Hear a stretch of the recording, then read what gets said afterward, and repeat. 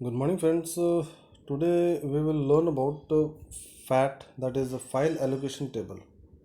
ठीक है, file allocation table and fat 16 and fat 32 ये इस कॉन्सेप्ट के बारे में बात करेंगे। और ये कॉन्सेप्ट कहाँ यूज़ होता है? ये कॉन्सेप्ट यूज़ होता है आपके हार्ड डिस्क में, स्टोरेज डिवाइस में। इसी बेसिस पे आपके डिवाइस में डेटा स्टोर होते हैं। ठीक है, तो file system is a structure use by operating system to organise and manage. तो files on storage device such as hard drive, solid state drive and USB, वहाँ पे ये इस सिस्टम में ही आपके डेटा स्टोर होते हैं। दिस इज़ एंड याद रखिए, ये पुराना वे ओल्ड सिस्टम में ये सब काम चलता था। अच्छा, it defines how data is stored, access. ठीक है, how data is stored, access, organise on the storage device. अच्छा, different file system have varying characteristics and are often specific to certain operating system. ठीक है, अब different different operating system में ये अलग अलग तरीके के फाइल सिस्टम यूज़ होते हैं। अच्छा, तो here are some of the common file systems and their pros and cons, उसके बारे में देखेंगे। तो FAT is one of the oldest and simplest file system. It was initially developed by MS-DOS and is still used in many renewable devices. ठीक है, clear है? There are two major versions of FAT, that is FAT 16 and FAT 32. FAT 16 and FAT 32 दो उसके major version है जो generally आज भी use होते हैं।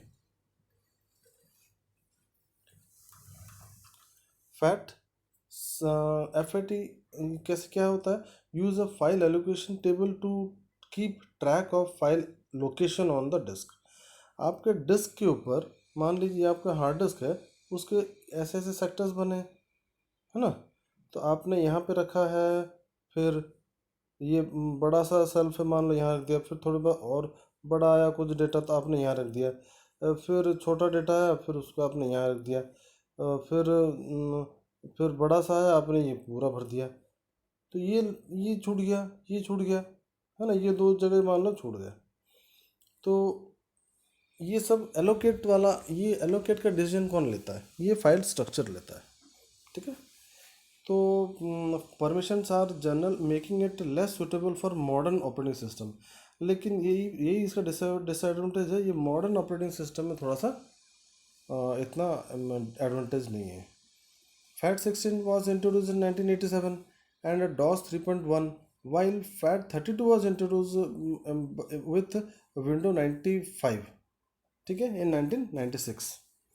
विंडो 95 उसका ऑपरेटिंग सिस्टम का नाम है। ये आपने पता नहीं यूज़ किया है कि नहीं, बट इनिशियली आज से 35 ईयर्स बैक ये काम यूज़ होता था। अच्छा, एडवांटेज क्या है देख लेते हैं। सिंप्लिसिटी,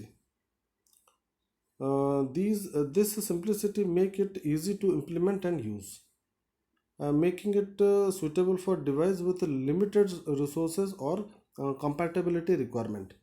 तो compatibility requirement भी लिमिटेडली काम हो जाता था, मतलब बेसिकली ये अपने all total day to day activity कर लेता था। Data recovery, due to is simple structure file FAT file system are relatively easy to recover in case of data corruption or accidental deletion। गलती से आपका कुछ data delete हो गया, आपका ऑपरेटिंग सिस्टम कहीं करप्ट हो गया, तो डेटा रिकवर करने की ज़रूरत पड़ेगी। तो ये पहले इनिशियली ये बढ़िया आराम से आपका डेटा रिकवर कर लेता था, क्योंकि इसका फाइल स्ट्रक्चर ही काफ़ी ईजी था। अच्छा, कंपैटिबिलिटी मतलब आपके ओल्डर वर्जन के डेटा सिस्टम को भी यूज़ कर लेता था एंड न्यू के साथ कंपैटिबल बैठ जाता था, मतलब फिट बैठ जाता था पुराने वाले ऑपरेटिंग सिस्टम के साथ। मान लीजिए आपका डेटा कोई पुराने वर्जन में लिखा है उसको करंट वर्जन में लिखने की कोशिश कर रहे हैं। और आज के डेट में आप यदि कॉपी पेस्ट करेंगे तो वो कॉपी पेस्ट नहीं होगा, कुछ डेटा वहाँ पे स्किप हो जाता है, गार्बल हो जाता है, एनक्रिप्टेड हो जाता है, पढ़ नहीं पाता, समझ नहीं पाता है। लेकिन ये कंपैटिबिलिटी इशू यदि क्लियर रहेगी, कंपैटिबिलिटी यदि देगा तो पुराना डेटा भी आप पढ़ सकते हैं आप। ठीक है, आगे देखते हैं।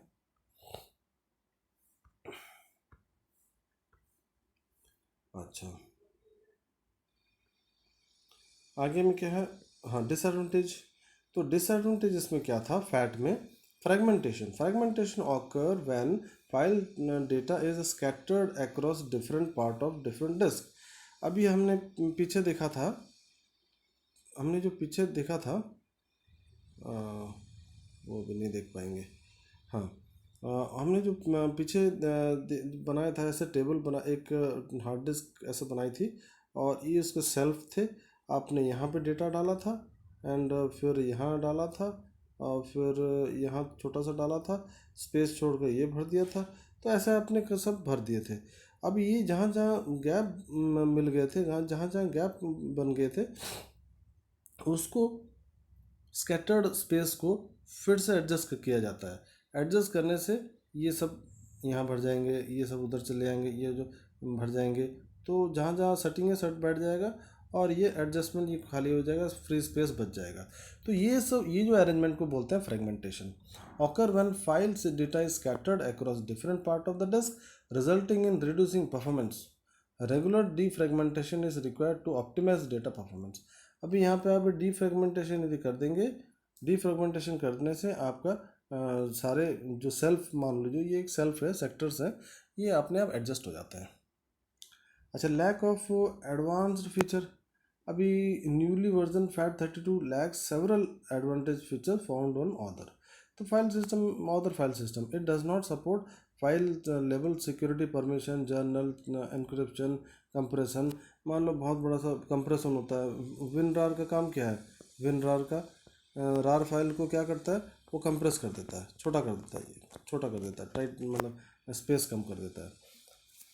अच्छा, ये सब इसमें फीचर्स में नहीं था।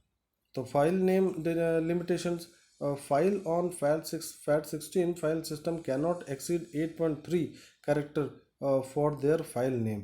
अब फाइल नेम यदि आप कुछ लिखने जाओ तो बोलता है कि 8.3 के अंदर ही आपको रखना है। अभी that means 8 character plus three character for extension. Extension के लिए तो 3 कैरेक्टर होता है ना, तो ये इतने में ही इसको प्रॉब्लम हो जाती थी। तो ये उसका डिसएडवांटेज क्या होता था, डिसएडवांटेज में फाइल नेम लिमिटेशन था, वॉल्यूम नेम लिमिटेशन था, lack of advance feature and fragmentation. ठीक है,